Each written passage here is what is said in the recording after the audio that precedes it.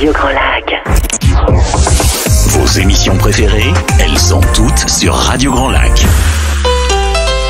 Les Chroniques de Savoie pour découvrir l'histoire de nos territoires avec Julien sur Radio Grand Lac. Eh ben non, c'est toujours pas Julien. Bonjour à toutes et à tous, bienvenue dans ce rendez-vous de l'histoire, le premier de l'année pour cette année 2025. Alors, je ne vous présente pas mes vœux, j'ai déjà eu l'occasion de le faire à plusieurs reprises, mais par contre, Julien, qui est arrivé, qui est là quand même, qui a tourné pour trouver sa voiture apparemment. C'est ça, je mets plus de temps à trouver ma voiture qu'à venir à Aix-les-Bains. Je dois forcément avoir un problème d'orientation quelque part. Oui. Ouais, d'accord, ok. Ça commence comme ça. Hein. Oui. Julien, bienvenue. Ça va ? Merci de m'accueillir, ça va très bien. Impeccable. Bien fini l'année. Bien fini, bien repris. Ouais. Puis je souhaite à toute l'équipe de Radio Grand Lac, tous les animateurs et bien sûr tous les auditeurs, une très bonne année 2025. Une très bonne année avec beaucoup de santé. Santé, joie, réussite, enfin tout. Et puis tout ce qui va avec. De belles émissions dont les Chroniques de Savoie font partie. Ah bah, toujours. Ah là, il n'y a pas de problème. Faut qu'on continue sur notre lancée, Jean-Pierre. Tout à fait. Donc, on te retrouve tous les premiers vendredis du mois. Normalement. Alors là, voilà. Normalement, c'est le premier vendredi du mois. Normalement, c'est le premier. Mais là, je crois que Julien n'était pas en état de faire une émission le 2 janvier. Le mois dernier, on s'y est tenu. On a bien fait le premier vendredi. Et le mois prochain, on s'y tiendra aussi. Parfait. Les Chroniques de Savoie pour mieux connaître l'histoire de notre province, l'histoire de notre ancien État, qui est un des plus anciens États d'Europe, puisque Humbert-au-Blanchemin, ça remonte quand même à quelques années. Et puis, qui est devenu français pour la dernière fois en 1860, après l'annexion de la France à la Savoie. C'est bien ça. C'est ça, tout à fait. Et aujourd'hui, tu as encore ton invité de prestige, là. Ah bah bien sûr, je suis très content d'avoir Jean-Claude Perrotteau avec nous, qui est délégué du souvenir français pour, on va dire, du souvenir napoléonien, pardon. Je crois que c'est bien parti. Alors, l'année commence au top. Du souvenir napoléonien pour la délégation, c'est Dauphiné-Savoie. Et Jean-Claude était déjà venu le mois dernier pour nous parler de la vie du général Dessay. Et qui est savoyard, hein. Qui est savoyard, originaire plutôt de Haute-Savoie. Oui. Mais il est savoyard de Haute-Savoie, donc de Thonon-les-Bains. Il n'y a que de Savoie au début, hein. C'est ça. Et l'émission, la première émission, allant très vite, et on a proposé à Jean-Claude de revenir. Parce que nous étions arrêtés à l'année 1813, et il restera encore pas mal d'années à étudier, puisque le général Dessay est mort en 1834, à l'âge de 70 ans. À l'âge de 70 ans, donc un des grands personnages de l'histoire de la Savoie, un des grands personnages de l'histoire de France. C'est ça. Malheureusement, peu connu. Oui. Bien sûr que si vous allez à Thonon-les-Bains, j'y suis allé entre Noël et le jour de l'an. Tu nous racontes ta vie un peu. Oui, non mais... Et donc, bien sûr, le général Dessay est mis à l'honneur, notamment avec une très belle statue qui a été restaurée il y a quelques mois, et donc qui trône un peu au milieu de la ville. Donc, c'est toujours intéressant de connaître un peu mieux nos personnages historiques locaux qui ont compté. Eh bien, écoutez, Julien, Jean-Claude Perrotteau, vous avez la parole pour cette belle émission. Eh bien, Jean-Claude, nous t'écoutons, puisque la dernière fois, nous sommes allés jusqu'à l'année 1814. Pour faire le contexte rapide, donc bien sûr, 1814, c'est le début de ce que l'on appelle la campagne de France. Les troupes coalisées, alliées, envahissent le territoire français, et les Autrichiens arrivent par, on va dire, un peu leur précaré, qui est l'Italie du Nord, en fait, et ils commencent à traverser les Alpes. Et qu'est-ce qui va se passer ? Et puis, on va peut-être revenir aussi rapidement sur la dernière émission pour qu'on puisse un peu savoir d'où l'on vient et donc, bien sûr, mieux connaître où l'on va. Jean-Claude, nous t'écoutons. Merci. Bonjour à toutes et à tous. Mes meilleurs vœux, bien sûr, à Radio Grand Lac et à ses auditrices et auditeurs. Je suis bien content, effectivement, de poursuivre cet échange sur la vie du général Dessay. Dessay, vous l'avez rappelé, c'est un très grand personnage de la Savoie, mal connu, effectivement. Si on cherche sa sépulture, on aura du mal à les trouver. Heureusement, il y a effectivement une statue qui a été rénovée récemment, qui trône sur le belvédère de Thonon-les-Bains et qui rappelle ce grand personnage. Donc nous sommes quittés fin 1813. 1813, le général Dessay était revenu chez lui, blessé après la campagne de Russie, souffrant bien sûr. Blessé au bras, c'est ça ? Blessé au bras, il avait même refusé l'amputation que lui proposait l'arrêt pour pouvoir continuer éventuellement à mener ses troupes, mais il était très très diminué. Si on se rappelle effectivement, en 1813, qu'est-ce qui va arriver au moment où, comme tu l'as rappelé, les Autrichiens sont aux portes de la France. Aux portes, il faut s'en rappeler, c'est la première fois. Sous l'Empire, et le consulat et l'Empire, c'est la première fois que des troupes se présentent aux frontières de la France. Et la France ne s'y est pas préparée. Donc finalement, on a 200, 300 000 soldats qui sont répartis en Espagne, en Allemagne, en Italie, en Prusse, etc. Et on a à peine 40 000 soldats sur les frontières françaises. Ça va devenir très compliqué. Faisons un tout petit temps en arrière. Donc pendant 8 ans, à partir de 1789, nous avons eu un décès soldat républicain, qui a combattu à la tête de la fameuse Légion des Allobroges pour la liberté et l'indépendance de la patrie.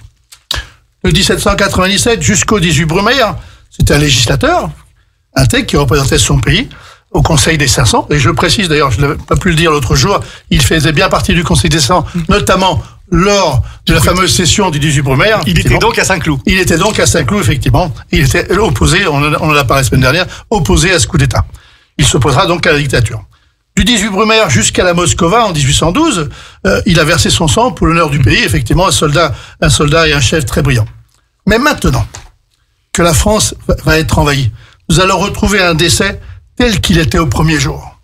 Nous allons le voir, malgré toutes ses blessures, nous allons le trouver ardent, infatigable à défendre sa patrie contre l'invasion étrangère, comme je viens de dire, qui n'était jamais arrivée. Après le désastre de Leipzig, les armées de l'Europe coalisée, effectivement, arrivent sur les bords du Rhin. Notre frontière de l'Est est à peu près dégarnie. La France est demeurée sans défense. Ça veut dire, Jean-Claude, qu'à l'époque, nous n'avons pas ou peu de fortifications aux frontières ou de troupes permanentes qui sont stationnées aux frontières comme on pourrait s'y attendre.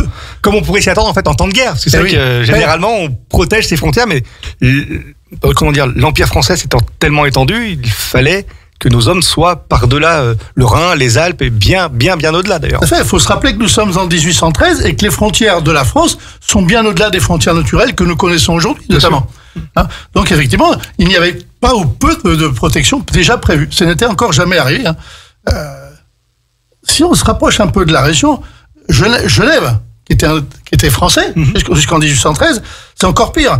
Elle est quasiment dépourvue de défense. D'accord. Alors que l'armée autrichienne de Schwarzenberg avait déjà passé le Rhin. Nous sommes le 21 décembre 1813 et le comte Boubna, qui marchait avant avec une division de 5 bataillons, 30 escadrons vers Genève, au mépris de la neutralité helvétique notamment. Dessay part chercher du renfort à Grenoble, avec insistance auprès du général de la Roche qui commandait la fameuse division militaire. Mais arrivé à Chambéry, nous sommes toute fin décembre, il apprend que Genève est occupée par l'ennemi. Le 30 décembre, Genève n'est plus français. C'est le fameux général Boubna, le comte qui était dans la place. Et le vieux général Jordi qui commandait la place de Genève, criblé de blessures, qui est un vieux général, a livré la ville sans résistance. En laissant, par contre, beaucoup de matériel artillerie. Ce que n'avaient pas les Français.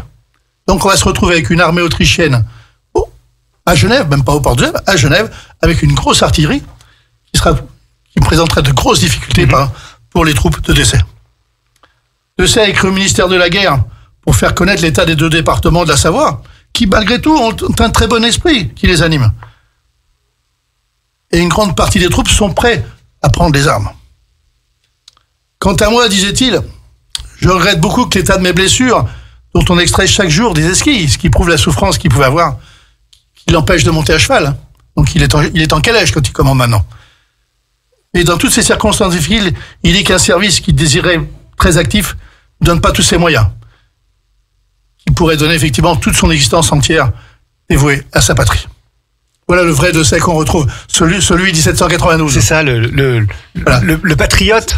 Énorme, c'est le vrai patriote. C'est un personnage, c'est bien qu'on en parle d'ailleurs. C'est vraiment un personnage qui mérite d'être connu et on va le voir dans ces 2 années, du 114, du 115, vraiment le patriote qu'il était. On peut dire, mais tu peux m'arrêter, Jean-Claude, si je me trompe, c'est que Dessay était plus attaché à la France qu'à la personne de l'empereur. Il combattait plus pour son pays que pour l'Empire. En fait. Totalement. Il a défendu. Et encore une fois, on va le voir là. Et même bien après l'Empire, d'ailleurs, même après la chute de l'Empire, il sera toujours favorable au rattachement à la France. D'accord.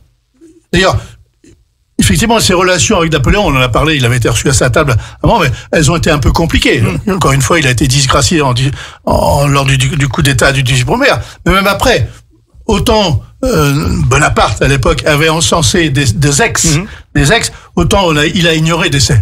Relativement. Et pourtant c'était vraiment comme il l'a dit, c'était un brave homme. Donc nous sommes en 1814, Genève est tombée, les Autrichiens sont dans la place. Le 4 janvier 1814, Dessay et les généraux Dessay et Marchand prennent en charge les départements du Mont-Blanc, du Léman et de l'Isère pour défendre la frontière de l'Est. Comme on l'a dit, il n'y avait rien de prévu. Donc ils vont faire avec ce qu'ils peuvent. Avec ce qu'ils peuvent. Donc qu'est-ce qu'on leur propose? Eh ben, vous faites une levée en masse des soldats. D'accord. Oui, mais levée en masse soldats. Où? Comment? Qu'est-ce qu'il y a comme soldats à l'heure actuelle? Il y a des paysans, il y a des blessés, il y a des déserteurs. Il faut essayer de faire une troupe avec ça. Les autres troupes sont parties partout, ailleurs. Et puis dans un temps record, puisque les choses, c'est vrai, vont très très vite. La bataille de Leipzig, c'est 1813.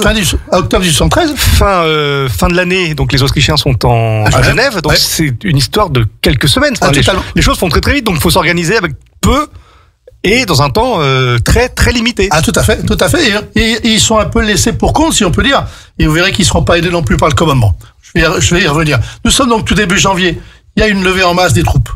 Le 10 janvier, effectivement, Dessay, il va prendre ça en main et il va demander à tous ses compatriotes du Mont-Blanc, il va faire un appel aux armes. Il va faire un appel au patriotisme des Savoyards. Et là, on va reconnaître les Savoyards. Et effectivement, le 15 janvier, il aura réussi, malgré tout ce que je viens de dire, à collecter, si on peut dire, 9750 hommes. Ah oui, quand même. Oui. Quand même. Il y avait environ pas loin de 10 000 Autrichiens qui étaient à Genève. Ça rappelle un peu les levées en masse qu'on a connues quelques années avant, lors de la Révolution française, quand les armées alliées, donc alliées contre la France, entraient sur le territoire et qu'on assistait à des mouvements patriotiques avec des levées en masse où les gens se battaient jusqu'à la fameuse bataille de Valmy, bien sûr. Et ça rappelle un peu cet épisode-là. C'est exactement l'histoire des volontaires de la garde nationale. C'est ça. C'est exactement ça. Et d'ailleurs, ce qui est curieux dans l'histoire, et on en parlait déjà l'autre jour, c'est que Dessay et Marchand, ils étaient déjà en place en 1794, c'est les mêmes. Et ils se retrouvent, c'est deux confrères, je veux dire, deux collègues qui n'étaient pas généraux à l'époque, mais qui se retrouvent en Savoie à mener effectivement une défense d'un territoire, à l'image, effectivement, tu disais. La patrie au-dessus de tout. Voilà, effectivement, au-dessus du régime, oui. On avait donc 10 000 hommes. Alors c'est vrai que, comme je l'ai dit, c'était vrai, effectivement, très théorique. Parce que, encore une fois, dans ces 10 000 hommes qu'il avait à peu près réussi à avoir, mais il y avait des paysans, il y avait des gens qui n'étaient pas du tout formés à ça, et surtout qui n'avaient pas de moyens. Bien sûr. Pas beaucoup d'armes, pas beaucoup de munitions, pas d'artillerie, comme je l'ai dit. Et là, premier mouvement, les Autrichiens vont rentrer en France. Genève, comme je l'ai dit, est occupée, et les Autrichiens, par Boumna, vont par 2 colonnes, l'une par Chambéry, l'une par Rumilly, l'une par Annecy, vont aller direction Chambéry. Ils rentrent en Savoie. Et là, Dessay ne peut pas les arrêter. Le 20 janvier, donc on avance même dans le temps, les Autrichiens rentrent à Chambéry. Avec une colonne. De la Roche, qui était à Chambéry, donc le commandant de la division militaire, se replie sur Fort-Barreau. D'accord. Qui est en Dauphiné, donc déjà là. La deuxième colonne va passer par les Bauges, par Montmélian, par Saint-Pierre-d'Albigny, et va arriver à l'entrée de la Combe de Savoie. D'accord. Encore une fois, pas loin, en face Fort-Barreau, si on peut dire. Bien sûr, oui.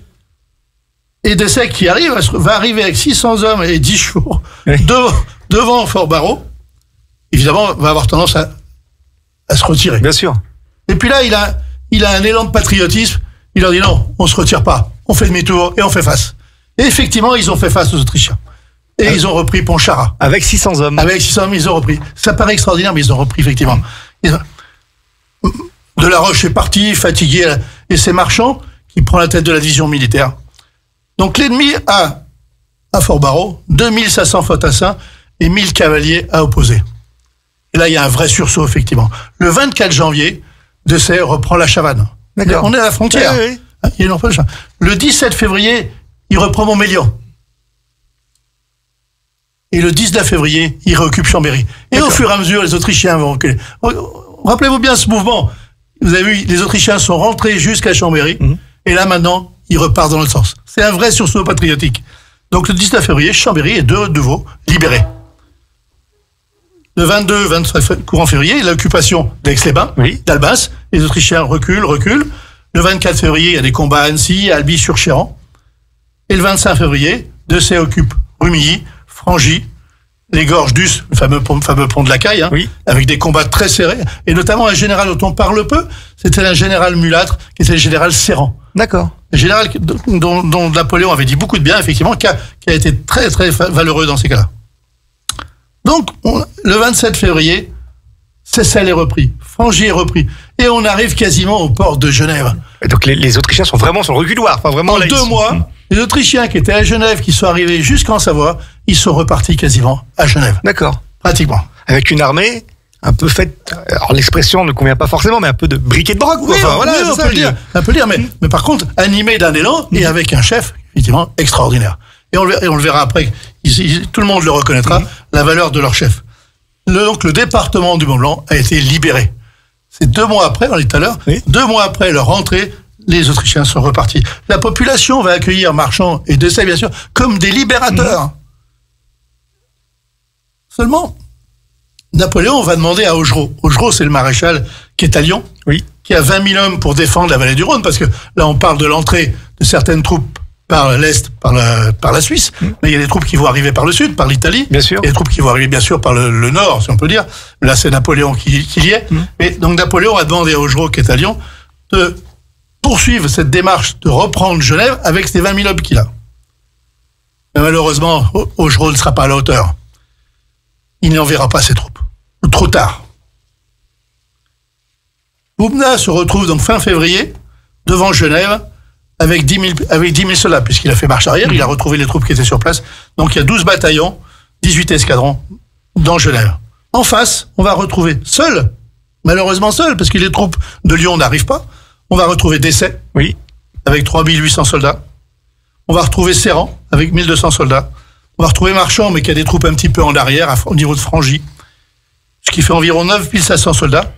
Par contre, en face, les Autrichiens avaient une grosse artillerie. Qu'est-ce que Desaix il a? Desaix, il a un obusier. Et quelques pièces de 4. D'accord. Des petits boulets de 4. Effectivement, c'est pas grand-chose. Et donc le rapport de force est vraiment à l'avantage des Autrichiens. Au niveau du matériel, le rapport de force est énorme. Et là, effectivement, on va avoir un événement important, on en a un petit peu parlé derrière, c'est la fameuse bataille de Saint-Julien. De Saint-Julien, on n'entend pas. Et d'ailleurs, je vous invite, si vous avez l'occasion d'aller à Saint-Julien, il y a un parcours fléché qui a été mis en place à Saint-Julien et sur les hauteurs de Saint-Julien, qui retrace un petit peu les événements de cette journée. Sans trop le détailler, parce qu'il faudrait y passer, là aussi, on va faire une 3e émission, si besoin, mais cette journée a été extraordinaire, le rapport de force difficile, et malgré tout, Serran a attaqué d'un côté, Desaix a attaqué de l'autre côté, un petit peu comme Napoléon, et après ils ont repris l'ennemi pratiquement en tenaille. Il y a eu des batailles extraordinaires toute la journée. Ça a moment donné, ils ont reculé, ils ont attaqué à la baïonnette, dans les villages à la baïonnette. Et finalement, à la fin de la journée, le combat s'est arrêté, j'allais dire, pris par la nuit, pris par la neige. N'oublions pas que nous sommes le 1er mars. Pris par la neige, pris par le manque de munitions, le combat s'est arrêté. On dénombre 300 morts côté français, 1000 morts côté autrichien. Donc, malgré le rapport de force, effectivement, les Savoyards ont été très valeureux. Et puis là, finalement, le lendemain, qu'est-ce qu'on s'aperçoit? C'est que les Autrichiens, ils ont reculé. On était à Saint-Julien, petit à petit, ils ont continué à reculer, et ils se sont repliés sur Genève. D'accord. Et d'ailleurs, à l'image un petit peu de Napoléon à Austerlitz, Desaix, qu'est-ce qu'il a fait dans la nuit du 1er mars, sous la neige? Il a allumé des brûlots. D'accord. Pour faire croire qu'il avait reçu des renforts. Donc petit à petit, effectivement, les Autrichiens ont un peu pris peur, et finalement, on finit par reculer. Chalet chaudé, craint l'eau froide. Tout à fait. Donc le lendemain matin, plus d'Autrichiens au niveau de Saint-Julien, tous les Autrichiens étaient à Genève. Il ne restait plus, normalement, à Desaix, de prendre Genève. Bien sûr. C'était l'objectif. Seulement, comme Augereau n'a pas envoyé de troupes, Boubna, le général autrichien, était prêt effectivement à reculer. Et à reculer à se replier au sein du canton de Vaud, quoi, bien sûr. D'ailleurs, les ordres étaient presque partis. Seulement, effectivement, il a eu vent que Augereau avait pas envoyé toutes les troupes, il en a envoyé quelques-unes qui ont été petit à petit rappelées vers Lyon, parce que la vallée du Rhône aussi était mal en point. Au lieu de s'en aller, Boubna, il décide de rester à Genève. D'accord. C'est le premier frein. Et là, ce que je disais tout à l'heure, la défaillance un petit peu du commandement, c'était effectivement de ne pas avoir poursuivi la défense. Il faut se rappeler que l'idée qu'avait Desaix au départ, c'est pour ça qu'on l'appelle l'intrépide, et le visionnaire. Le visionnaire parce qu'il pensait, il a même envoyé une lettre au ministère de la Guerre destinée à Napoléon. Il lui avait suggéré, justement, comme la France n'était pas bien défendue, c'était d'attaquer l'ennemi, d'éviter, avant qu'il se soit organisé, d'éviter que l'ennemi rentre en France. Donc, plutôt que de les attendre avec peu de moyens, c'est plutôt de les attaquer. Seulement, malheureusement, les chefs n'ont pas suivi. D'accord. Napoléon l'a décidé, mais il a décidé trop tard. Après, les Alliés, comme tu as dit tout à l'heure, les Alliés étaient déjà en France. Et là, il était un peu tard. On va passer notre première pause musicale, Jean-Pierre. Tu crois, parce que c'est Ça passe vite, passionnant. hein. Ah oui, Il est c'est sûr. passionnant, ce Jean-Claude Perrotto. Hein. Il reste encore 4 heures d'émission, d'ailleurs. Oui, tout à fait. On est ensemble jusqu'à 20h30. Non, mais c'est passionnant, parce qu'en plus, il a une voix qui passe très Oui, bien. c'est vrai. Et on l'écoute avec beaucoup de plaisir.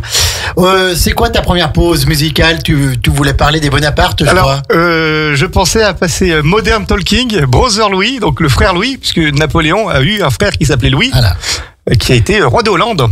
Comme on dirait les morceaux, les titres choisis par Julien, c'est toujours un peu capillotracté. Ah oui. Hein. La radio de l'identité locale à Aix-les-Bains et autour du lac du Bourget, Radio Grand Lac sur 92.1. Les chroniques de Savoie pour découvrir l'histoire de nos territoires avec Julien sur Radio Grand Lac. Re-bienvenue pour la deuxième partie des chroniques de Savoie consacrée au général Dessay. Donc nous nous sommes quittés après la prise de Genève par les Autrichiens. Les Français récupèrent du territoire savoyard, arrive cette fameuse bataille de Saint-Julien, et Jean-Claude, avant que nous participons à la pause musicale, tu nous expliquais que malheureusement les Français sont dans l'incapacité par manque de moyens de reprendre la ville de Genève, et donc Bubna, qui est le chef de corps, je crois. Oui, c'est le général qui commande les armées autrichiennes. Oui. Voilà, reste sur Genève, et les Français n'arrivent pas à, on va dire retraverser le Léman, parce qu'ils y vont à pied, mais ils n'arrivent pas à prendre pied sur Genève. Tout à fait. Oui, il n'avait pas les moyens de le faire, et surtout il n'avait pas l'appui du commandement et les troupes qui allaient bien pour le faire. Donc comme je l'ai dit tout à l'heure, effectivement, Dessay est aux portes de Genève, les Autrichiens se sont retranchés, si on peut dire, dans Genève. Hein.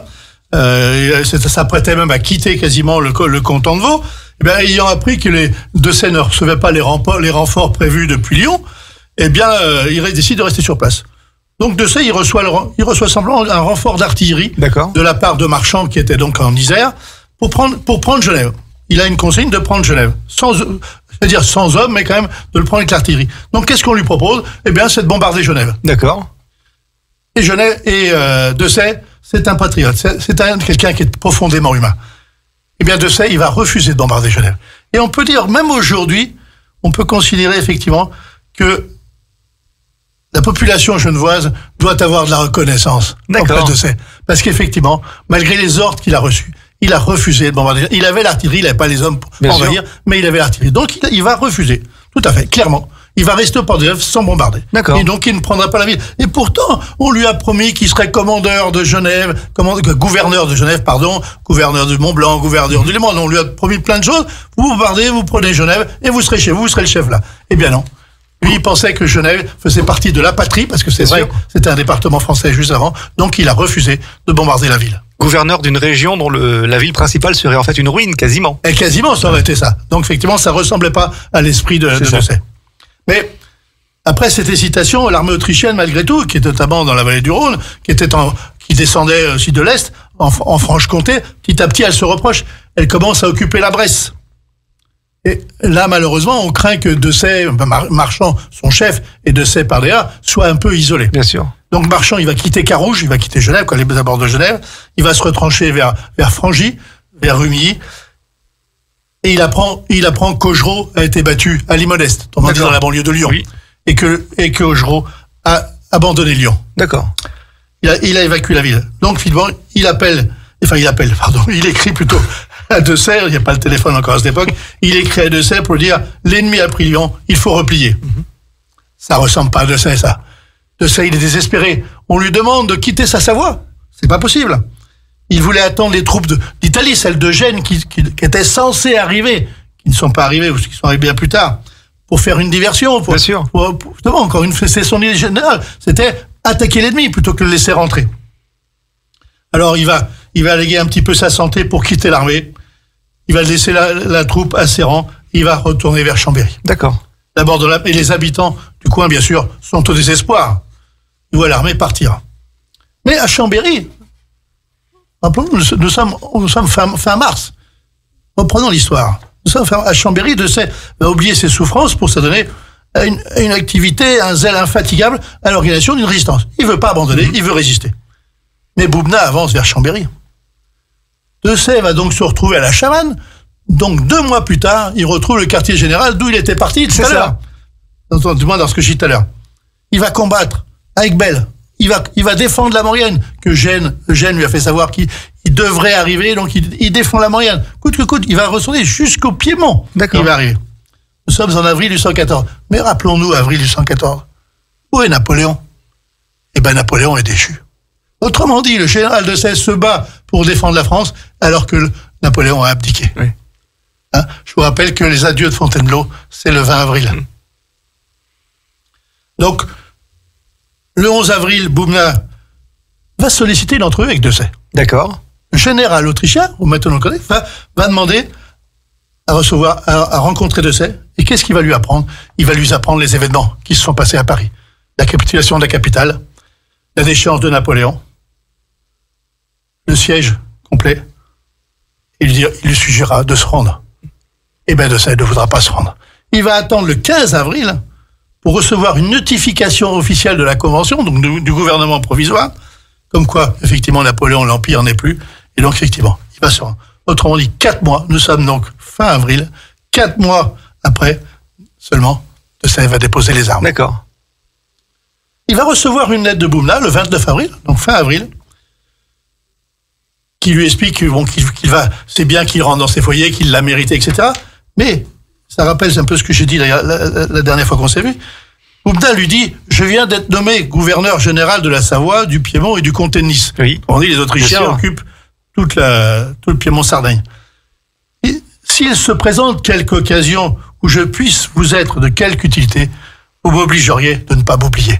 Autrement dit, le général autrichien lui propose son soutien dans sa carrière pour qu'il puisse réintégrer ses foyers en toute tranquillité. N'oublions pas qu'il reprend ses foyers à Thonon. Bien sûr. Et à Thonon, c'est plus la France. Mais oui. À Thonon, on est revenu dans le gouvernement sarde. Sarde, ça y est. Donc, on va pas le laisser tranquille, Dessay. Ah, vraiment. Oui, ou pour le nouveau pouvoir, enfin le nouveau pouvoir, pour le pouvoir savoyard remis en place, il peut apparaître comme un traître.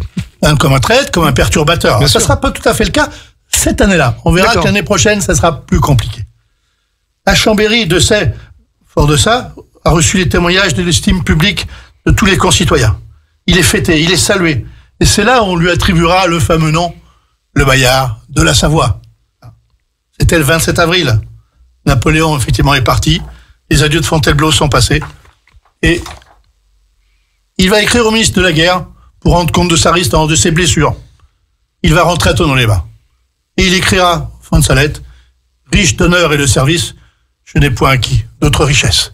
Ce mot, je pense, résume bien sa vie. Bien sûr. Nous sommes donc courant 1814. En mai 1814, les Bourbons sont revenus. C'est ce qu'on appelle la première restauration. C'est la première restauration. C'est un peu le début de ce qu'on a appelé aussi de la terreur blanche. C'est le début de la terreur blanche, qu'on disait dans le Midi plutôt. Les émigrés sont de retour en Chablais, comme on disait dans les fourgons de l'ennemi. Oui. Malgré ça, Dessay va mener des efforts pour maintenir l'union avec la France. On lui en voudra pas tant que ça. Il fera partie d'ailleurs de la première promotion des Chevaliers de Saint-Louis. D'accord. Comme l'ont été beaucoup de généraux de l'Empire qui se sont rattachés aux Bourbons. Le traité de Paris, malheureusement, en fin mai 1814, crée un morcellement de la Savoie. Le Léman n'existe plus. Une partie du Mont-Blanc reste rattachée à la France et une autre partie est rendue, bien sûr, au gouvernement sarde. De là, une petite division en Savoie entre ceux qui voudraient être attachés à la France, donc l'indivisibilité du pays, entre ceux qui voudraient rester avec le gouvernement sarde et ceux qui voudraient être rattachés à la Suisse. C'est ça. C'est le cas notamment d'une partie de l'ancien département du Léman, notamment vers Thonon-les-Bains. Dessay qui croit, je vais dire presque naïvement, à un échange avec Talleyrand. Donc nous sommes encore une fois sous les Bourbons là. Échange Talleyrand. Talleyrand fait partie du gouvernement. C'est vrai que Talleyrand, on le voit de partout. De partout, c'est extraordinaire. C'est extraordinaire. Et Talleyrand est là, effectivement. Talleyrand a un échange important avec Dessay, où Dessay lui rappelle que la Savoie a donné 100 000 braves à l'armée, qu'il y a eu 18 généraux qui ont contribué, etc., l'engagement des Savoisiens, etc. Et effectivement, Talleyrand lui dit, oui, bien sûr, non, mais je ferai le maximum pour vous. Et malheureusement, faut-il croire aux paroles de Dessay. Généralement, quand Talleyrand dit qu'il fait le maximum, c'est rarement le cas. Et oui, et c'est vrai parce que on a retrouvé dans les courriers effectivement de la préparation du congrès de Vienne. Bien sûr. Donc nous sommes en novembre 1814. Les consignes qu'avait Talleyrand du gouvernement, donc de Louis XVIII, c'était de sauver le maximum du nord de la France et surtout pas la Savoie. D'accord. Donc effectivement, les paroles qui ont été dites à Dessay, il fallait pas y croire. D'accord. Arrive la fameuse période des 100 jours. Bah oui, parce que nous sommes donc fin 1814, début 1815, qu'est-ce qui se passe? Le congrès de Vienne danse, si on peut dire. On est en train d'essayer de se partager un petit peu l'Europe. Et puis, on apprend que Napoléon revient. Nous sommes donc en fin février 1815. Ce qu'on appelle le vol de l'aigle. Alors, c'est le vol de l'aigle, la fameuse route de Napoléon, qui nous ramène un peu dans la région, oui, d'ailleurs. Qui nous ramène dans la région. Aux 100 jours, effectivement, qui ont démarré donc quasiment lorsque Napoléon va arriver le 9 mars à Grenoble, enfin, le 7 mars au soir à Grenoble, il arrivera plutôt le 10 mars à Lyon. Et là, Dessay va se précipiter vers Napoléon. Clairement, il veut la défense de Savoie, il veut la défense du pays, donc il va directement se rapprocher de Napoléon. Et Napoléon va lui faire confiance et va le nommer gouverneur de la ville de Lyon. D'accord. Directement. Et il commandera donc la 19e division militaire. Mais la préoccupation première de Dessay, ça va rester la défense de la Savoie. Et c'est en ce sens-là que c'est un vrai héros de la Savoie. C'est que il est conscient de la faiblesse de sa division. Il a peu d'armes. Il a pas beaucoup de moyens. Et il pense bien sûr que il n'est pas dupe que l'Europe va pas se contenter effectivement de laisser Napoléon reprendre sa place. Bien sûr. Même si malheureusement Napoléon l'a cru. Au départ, Napoléon pensait qu'il pourrait refaire la paix. Mais jamais le congrès de Vienne a accepté ça. Le congrès de Vienne a mis Napoléon au banc des nations. Donc, il était traître à son pays, traître à l'Europe. Donc, le congrès de Vienne a décidé de faire la paix en faisant la guerre. Donc, Napoléon, il n'a pas d'autre choix que de faire la guerre. Et comme j'ai dit tout à l'heure, il s'est pas décidé effectivement à attaquer l'ennemi. Il a plutôt, comme il pensait pouvoir faire la paix, il n'a pas voulu les attaquer. Donc, nécessairement, il s'est retrouvé pris à la gorge où il était obligé de l'attaquer. Donc Dessay, en 1815, il a reçu l'ordre de prendre le commandement de la 23e division d'infanterie de la région, basée à Chambéry, bien sûr, et d'assurer la surveillance de la frontière. D'accord. Ça veut dire on attendait pour voir ce qui se passait. Et prendre des renseignements sur les fameux mouvements qui pouvaient arriver en Italie, en Piémont, en Suisse. Qu'est-ce qui allait se passer? Grouchy, qui commandait la région, et qui commandait plutôt l'armée des Alpes, a été rappelé malheureusement, j'allais dire, vers Waterloo, vers la campagne de Belgique, et qu'on va retrouver à Waterloo. C'est le maréchal Suchet qui est venu là. D'accord. Parce que Napoléon dit toujours que le maréchal Suchet, c'était quelqu'un à qui il pouvait faire confiance, même quand il n'était pas lui sur le champ de bataille, il savait que Suchet était sur place, donc il pouvait faire autre chose tranquillement ailleurs. C'est ce qu'il a fait. D'où les fameuses actions qu'il va mettre en place après. J'ai peur de dire une bêtise, mais Suchet, c'est le général qui a été qualifié de plus grand manœuvrier d'Europe par Napoléon? Je ne saurais pas dire. Là, je ne saurais pas dire. Est-ce que c'est lui qui était à l'initiative de la reprise du plateau de Pratzen à Austerlitz? C'est pas impossible. Je dis sa tête, mais je dis pas impossible. On vérifiera pendant la pause musicale. Tout à fait. Oui, on vérifiera. Tout à fait. Donc finalement, Dessay, avec peu de moyens, Suchet va se rendre compte quand il va arriver, donc effectivement que la situation est très grave quand il va prendre son commandement, parce que il a peu d'hommes, peu de moyens, peu d'artillerie, etc. Donc finalement, les Savoyards vont être réduits à la défensive. Ils vont attendre que ça se passe. Bien sûr. Peu d'effectifs. Ils vont lutter au maximum. Effectivement pour essayer de limiter la casse, si je puis dire. Bien sûr. Mais dans tous les cas de figure, ils seront obligés de déposer les armes et on va se retrouver en juillet 1815. Alors, il y aura d'autres batailles. J'en fais un peu abstraction parce qu'on est pris un peu par le temps. Mais il y aura des batailles très notables. On peut penser notamment à la bataille de l'hôpital qui a eu lieu à Albertville. Enfin, l'hôpital, c'était l'Albertville, dont il y a encore les traces aujourd'hui sur les murs de la ville.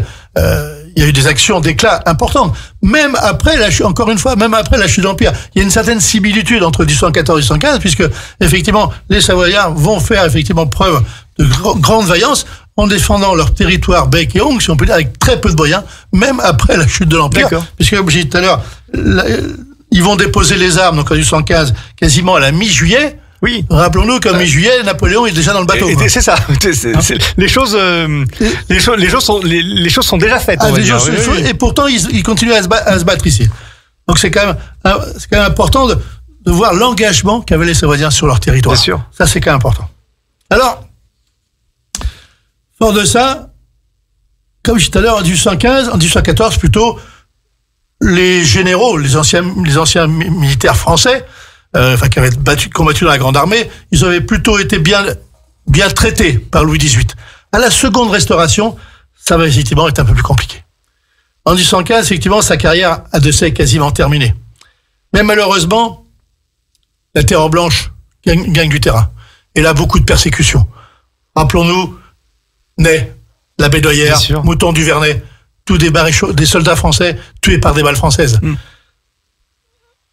Donc Desaix, effectivement, se replie à Ferney-Voltaire, se replie donc en France, et demande la protection des Autrichiens. Le traité de Vienne, en fin 1815, va amener les anciennes frontières, autrement dit les frontières de 1792. Donc exit le Léman, bien sûr, exit le Mont Blanc. Le gouvernement sarde a récupéré ces anciennes frontières. Desaix a terminé sa carrière, il est chez lui, il a une ermitage, je dis à Ferney-Voltaire, mais il rentre un petit peu à Thonon et il mène une vie, paisible de bons paysans savoyards. Il reprend la pêche, il prend la bêche plutôt pour cultiver ce genre-là. On n'est pas loin du lac Léman, il peut reprendre la pêche aussi. Il peut prendre la pêche, c'est vrai. Mais malheureusement, ça se passe pas de manière si simple que ça. Le 21 juin 1816, un arrêté l'envoie dans une citadelle à Fenestrelle. Autrement dit, il est arrêté. D'accord. Le gouvernement sarde va arrêter le général Desaix. Une lettre de son père qui lui est envoyée, qui lui dit malgré tout, et ça montre l'esprit de la famille, qui lui dit « Souffrir dans l'innocence vaut mieux que triompher dans le vice ». L'Italie, l'Espagne, la Hollande, l'Allemagne, la Pologne, la Russie, la Prusse, toutes ont été des voies de la justice et de l'honneur. Voilà ce que dit son père, comment son père ressent la vie, la carrière de son fils. Et c'est quand même, ça montre important, effectivement, que partout où il est passé, encore une fois, je répète, en Italie, en Espagne, en Hollande, en Allemagne, en Pologne, en Russie, en Prusse, partout, il a été apprécié, non seulement de ses hommes, mais il a été apprécié de ses ennemis. Et ça va pouvoir, effectivement, le sauver. C'est quand même important, puisqu'il sera libéré le 4 septembre 1816. D'accord. Donc plusieurs mois, puisqu'il était emprisonné à Fenestrelle, en Italie, il sera mis en résidence surveillée et il pourra rentrer effectivement à Thonon-les-Bains en novembre 1816. Il sera libéré. Mais il sera libéré pourquoi ? Ben justement, suite à des sollicitations des différents ambassadeurs des pays dont je viens de parler, qui vont effectivement abonder en sa faveur pour qu'il soit auprès des Bourbons, bien sûr, pour qu'il soit remis en liberté. Et donc, il reprendra sa vie le 1er octobre 1817, il sera mis à la retraite. D'accord. Il aura fait 27 ans de service pour l'armée française. Incroyable. Voilà un petit peu la vie de Desaix. Est-ce que ça va s'arrêter là, sa vie de Desaix ? Eh ben, on verra ça dans la dernière partie, Jean-Claude. Jean-Pierre, tu nous prépares une deuxième pause musicale ? Bah oui, 2. Mais c'est incroyable ça. Mais oui, mais bien sûr qu'on va... Une deuxième pause musicale, mais en tout cas, bravo à Jean-Claude Perrotteau. Ah, c'est passionnant. Délégué du souvenir napoléonien. Napoléonien, voilà, oui, merci. D'ailleurs, il faudrait peut-être en dire un petit mot si ça intéresse des personnes. Tiens, juste avant la pause. Du souvenir, oui, volontiers. Qu'est-ce que le souvenir napoléonien et est-ce qu'on peut adhérer, est-ce qu'on peut être sympathisant ? Juste quelques mots avant la pause. Avec grand plaisir. Le souvenir napoléonien, c'est une vieille dame. C'est une vieille association qui date de 1937. Oh là là. Effectivement, qui avait été créé, je peux dire, par Eugénie Gall. Eugénie Gall, c'était la petite nièce du maréchal Suchet, dont on parlait tout à l'heure. Alors d'ailleurs, c'est pas du tout Suchet le meilleur, c'était Soult. C'est Soult. J'étais pas loin. D'accord. Rendors-toi. C'est bien. Non mais c'est bien. C'est toujours bien de se replonger dans les livres d'histoire. C'est toujours intéressant. Donc, le souvenir napoléonien, c'est une association historique, effectivement, apolitique, sans but lucratif. Le but n'est pas de refaire l'histoire, mais plutôt de la découvrir. Donc ça a pu d'étudier et de diffuser, afin de mieux faire connaître l'histoire, non seulement des deux empires et de leurs protagonistes, mais celle de tous les événements qui ont contribué à cette époque, du directoire, du consulat, de la Première République, bien sûr, de l'Empire et de la Seconde République. Donc pour fonctionner, cette association a des délégations sur tout le territoire français, mais aussi sur certains pays européens. avec partout un délégué qui représentera donc le siège qui est lui basé à Paris. Et dans chacune des délégations, il y a des animations qui sont proposées, notamment celle que j'anime ici en Dauphiné-Savoie, avec des colloques historiques, avec des commémorations, avec des événements. Et ça peut être des soirées, ça peut être des visites, ça peut être des voyages, voilà, qui rappellent évidemment toute l'histoire du territoire, bien sûr, et aussi l'histoire nationale. Et si des personnes veulent être membres du souvenir napoléen, des personnes qui sont passionnées par l'épopée napoléonienne, Julien, toi, tu es membre? Eh ben, il faut adhérer. Moi, je suis membre, oui, tout à fait, oui. Tu as les moyens, toi? Pardon? Tu as les moyens, toi? Non, mais l'adhésion est plus qu'abordable, Jean-Pierre. Tu pourrais même adhérer, d'ailleurs. Tout à fait. Ouais, c'est une adhésion simple de 40 € pour une année, effectivement, qui permet de participer notamment à toutes ces manifestations, mais qui est aussi une contribution à faire vivre une association qui prône, effectivement, l'histoire. Avec aussi beaucoup de propositions de colloques, de conférences. Nous avons la chance d'être dans une délégation qui est très dynamique. Nous recevons également les informations pour de voyages pour découvrir des sites napoléoniens. Je crois que d'ailleurs le prochain c'est en Égypte. J'ai reçu une information par mail. Le prochain voyage est en Égypte. Jean-Pierre, on pourrait y aller? Eh ben allez, c'est parti. On lance la pause musicale et on va acheter les billets tout de suite. À Aix-les-Bains, à Chambéry et bien plus encore, Radio Grand Lac vous accompagne sur le 92.1 FM. Les chroniques de Savoie pour découvrir l'histoire de nos territoires avec Julien sur Radio Grand Lac. Eh bien, bienvenue, puisque c'est notre troisième et dernière partie consacrée à la vie du général Dessay, avec Jean-Claude Perrotteau, délégué du souvenir napoléonien, délégation Dauphiné-Savoie. Très bien. Jean-Claude, c'est parfait. Jean-Claude, pour cette fin de carrière et de vie du général Dessay, nous t'écoutons. Alors, effectivement, sa carrière s'est terminée. Il est mis à la retraite en 1817, après 27 années de service. C'est un vieux général. Bon, tu l'as rappelé tout à l'heure, il est né en 1764, donc il commence à être assez âgé. Mais il va donc mener une vie tranquille, si on peut dire, au sein du royaume sarde. Arrive 1830. En 1830, ce vieux général, on ne l'a pas oublié. On l'a pas oublié, mais ça reste un personnage emblématique de la Savoie. Je l'ai rappelé tout à l'heure, à Chambéry, en 1815, il a été acclamé. On se rappelle de ce qu'il a eu fait, effectivement, même au moment de la Révolution. 1830, la monarchie de Juillet prend sa revanche sur la Révolution qui était contre, en 1815. Contre l'Ancien Régime, contre la Sainte-Alliance. Faut oublier la Sainte-Alliance qui était censée ramener de l'ordre, le pacte Russie, Autriche, Prusse, etc. Donc, effectivement, il y a une reprise en main. Il est rappelé pour faire partie de la garde nationale de Lyon. On le désigne pour être général de cette garde. Il n'est pas tout jeune, hein. Nous sommes en 1830, donc il a déjà 64 ans. Ce qui est déjà pour l'époque un âge avancé. Bien avancé. Voilà. On lui propose la garde nationale de Lyon d'être le général de cette garde. Lafayette, à l'époque, le ministre de la guerre, est d'accord. Louis-Philippe donne son accord, effectivement. Mais il va refuser. Il va surtout refuser parce que il a des problèmes de santé. Il souffre de plus en plus parce que à 64 ans, avec toutes les blessures qu'il a eues pendant les guerres, ça a été un peu compliqué. Il refuse aussi à cause de sa fortune. Comme il a dit tout à l'heure, il s'est très peu enrichi dans ces guerres. Contrairement à beaucoup d'autres maréchaux qui en ont largement profité, lui pas du tout. On l'a dit tout à l'heure, il a même refusé à une époque le grade de général pour rester colonel avec ses hommes au moment des Allobroges. Donc c'est vraiment quelqu'un qui n'a pas profité. Donc il a refusé pour ça, pour la santé et sa fortune. Mais malgré tout, il a quand même écrit dans sa réponse que si quelques puissances venaient à troubler le repos de son pays, je me rendrai de suite dans le Jura pour organiser la première résistance. Ça montre encore l'état d'esprit qu'avait Dessay, même à l'âge avancé qu'il avait. Mais malheureusement, la Révolution de Juillet va réveiller le Parti libéral savoisien. Le gouvernement sarde commence à craindre ce mouvement de rébellion. Il va donc être vigilant. Il va arrêter pas mal d'anciens militaires qui sont en place, encore une fois, dans le royaume. Les journaux français vont être interdits en Savoie. Même Dessay devient craintif pour lui-même. Il s'est replié à Ferney-Voltaire. Mais en réalité, le Chablais était assez tranquille. Nous sommes en 1833. Pas d'arrestation dans le Chablais. Il y en a eu ailleurs, mais il n'y en a pas eu dans le Chablais.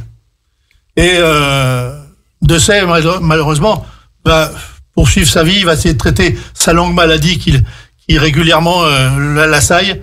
On n'aura plus de nouvelles. Il vit isolé. Il termine un petit peu sa vie isolée. Il y aura malgré tout une tentative de Bazzini en février 1834 à Annemasse, où il y aura des condamnations à mort, non pas contumace, que les organisateurs de ces attentats auront pris le soin de partir en France, mais malgré tout, il y aurait un attentat en 1837, ce qui peut montrer, effectivement, justifier un petit peu la crainte qu'avait le gouvernement sarde. Mais Dessay a beaucoup de souffrance.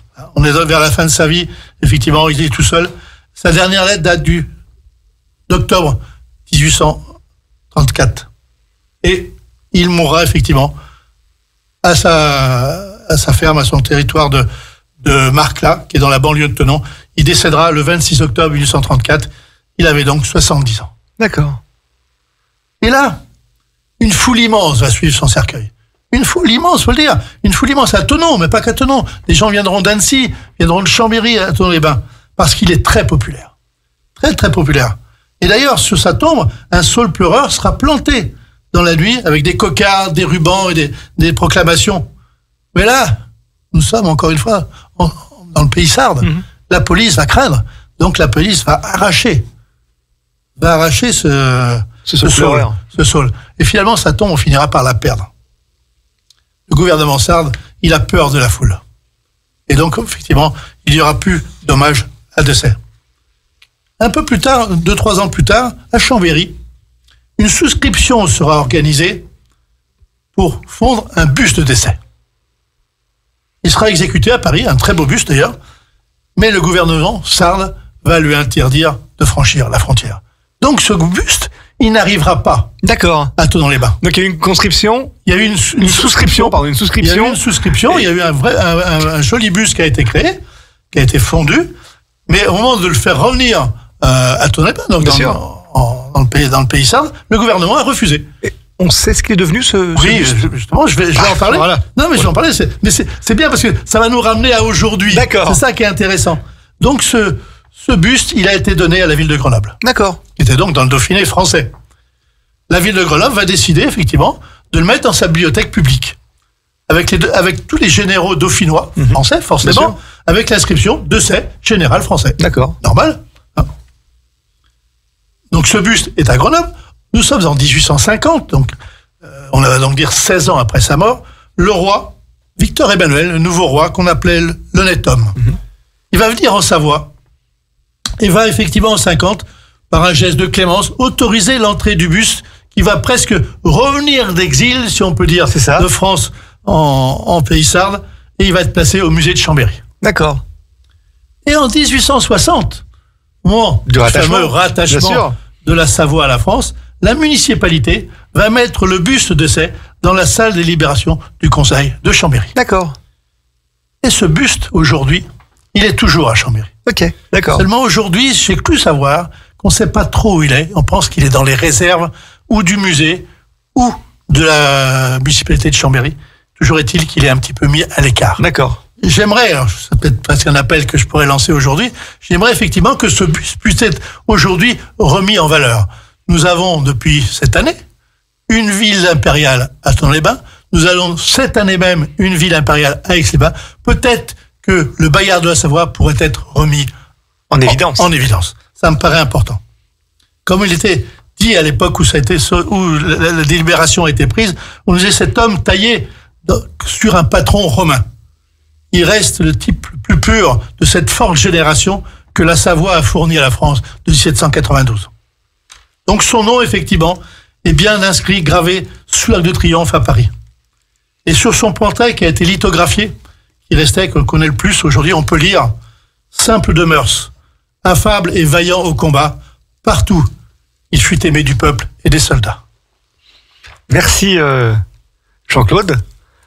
C'était deux émissions, mais vraiment incroyables, où tu nous as vraiment amené en Savoie, mais pas que, parce que nous avons traversé presque toute l'Europe à côté du général Dessay. Donc merci à toi pour ces deux émissions.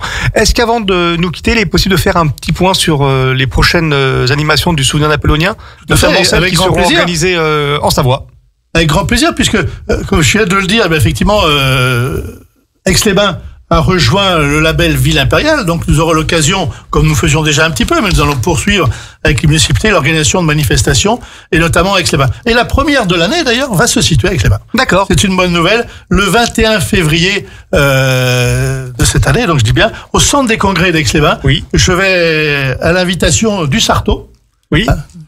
confrérie savoyarde, je vais venir parler effectivement des institutions impériales, D'accord. des fameuses bases de gradines de Napoléon. Oui. Ça sera la première intervention et c'est moi qui la ferai au centre des congrès le 21 février à 18h D'accord. à Aix-les-Bains. Voilà, ça c'est la première manifestation de l'année. Mais On en reparlera, Jean-Pierre. Mais bien sûr. On ira en d'ailleurs parlera. même. Et on l'annoncera même dans notre flash info Bien sûr. local. Avec grand plaisir, avec grand plaisir. Et juste en complément, puisqu'on parle de manifestations, dans le programme que nous avons cette année, si j'ai un tout petit peu de temps pour vous en parler. Bien sûr. Alors, nous avons bien sûr le 210e anniversaire de la rencontre à la Fraie. Oui. Sur la prairie de la rencontre en Isère, puisque la communauté de communes a aménagé avec le département le plateau. Aujourd'hui, il y a un petit itinéraire balisé qui amène à la fameuse statue de Frémier de Napoléon, contre la prairie. Donc, il y aura le 8 mars prochain, donc peu de temps après Aix-les-Bains, il y aura une journée de commémoration avec des reconstitueurs, bien sûr, et il y aura en même temps l'inauguration de la fameuse prairie aménagée par la communauté. Ils font une sorte de centre d'interprétation.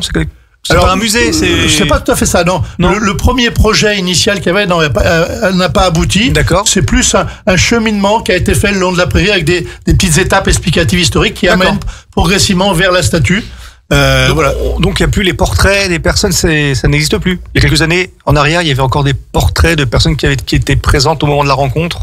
Non, il y a plus ça. C'est des genres de petites stèles, des petites stations, effectivement, D'accord. explicatives qui vont rappeler l'histoire, le contexte de Bien 1815, sûr. la journée qui s'est passée, l'enjeu qui était très Napoléon, bien. voilà, etc. Il y a même des petites animations pour les enfants. C'est que c'est Il y a un un site- chapeau de Napoléon stylisé. C'est un site qui a besoin d'être Je pense mis en valeur. Oui, C'est oui, tout à intéressant, fait. c'est important. Je pense qu'il pourra même être exploité plus tard, Bien sûr. dans l'été, notamment. C'est un endroit qui est quand même plutôt agréable, C'est sûr. le plateau là de la Matésine, là-haut, pour y faire des reconstitutions, des animations liées à l'histoire. Ça D'accord. peut être intéressant de le faire connaître. Voilà un petit peu et dans l'année, donc pour terminer sur le programme de la délégation, nous allons avoir le 12 avril sur le thème de l'année. Puisque dans le napoléonien, chaque année, nous abordons un thème précis. Cette année, c'est la médecine D'accord. sous le Premier Empire. Donc, nous aurons effectivement un colloque qui sera donné à Challes-les-Eaux. D'accord. Challes-les-Eaux, que À la tu connais maison. bien, à la maison. Puisque nous aurons l'intervention d'un gynécologue qui nous parlera de l'essence du roi de Rome, D'accord. d'une part, et d'un chirurgien militaire, à la retraite, un général chirurgien militaire, qui vient nous parler de la médecine d'urgence sous le Premier Empire. Est-ce qu'il peut faire une démonstration sur Jean-Pierre? Ça, je ne sais pas s'il sera candidat. Voilà, ce sera la thématique pour le premier super. semestre, et nous devrions terminer le premier semestre, et je vais en arrêter là, on donnera des informations plus tard Bien peut-être. sûr. Nous aurons une rencontre certainement avec la SMLH, qui est la Société des membres de la Légion d'honneur, D'accord. pour parler de la Légion d'honneur avec la délégation savoyarde à Chambéry. Les Très bien. d'honneur créés par Napoléon. Absolument. Hein. C'est bien ça. Merci Jean-Claude. C'était Un grand passionnant. plaisir. Jean-Pierre, t'étais passionné également? Ah oui, on a écouté. Moi, la seule question, quand est-ce que Jean-Claude Perrotto revient dans cette belle émission? Ah bah quand il veut. D'ailleurs, je me demande même si on va pas lui confier L'émission. Ouais, l'émission à lui, ouais. Alors, Julien je sais pas. Donzel, c'était ta dernière. Alors, tu connais beaucoup plus de choses que moi, notamment sur la Savoie, tu connais bien. Non, mais bien sûr que non. Merci en tout cas tous les deux. Il est vendredi, il est Merci. 14h Merci à tout vous. pile. On a été bon là, niveau donc, tempo. tout hein. à fait. On vous souhaite un bon week-end à l'écoute Bon de week-end à Radio tous. Grand Lac. Bon week-end, ouais. Bon après-midi, bien sûr. Et donc, Julien, le premier vendredi de février. Oui. Et ça va être quoi le thème? Alors, vu que c'est un personnage qui me plaît, je vais reparler du prince Eugène de Savoie et plus particulièrement de son plus grand fait d'armes, qui est la bataille de Zenta. Ah, d'accord. Nous allons en parler donc plus longuement parce que c'est vrai que la dernière fois, quand nous avons eu des émissions consacrées au prince Eugène, on en a parlé en seulement quelques minutes, mais c'est une bataille qui est très importante puisqu'elle a mis fin à l'hégémonie ottomane, notamment en Hongrie, et c'est un peu le début de la fin de la domination ottomane dans tout ce qui est Europe centrale. Oui. Et donc, c'est grâce au prince Eugène c'est grâce à son action et à cette bataille que la Hongrie a pu devenir notamment le royaume qu'il est devenu c'est-à-dire rattaché à la couronne des Habsbourg. Et donc on va parler du contexte, bien sûr, et plus particulièrement cette bataille qui est vraiment le plus grand fait d'armes du prince Eugène de Savoie. Eh ben, on aura tout ça le premier vendredi de février à 13h. À 13h. Merci beaucoup. Bon après-midi à toutes et à tous. Plongez dans le grand bain de la vie locale avec Radio Grand Lac sur 92.1.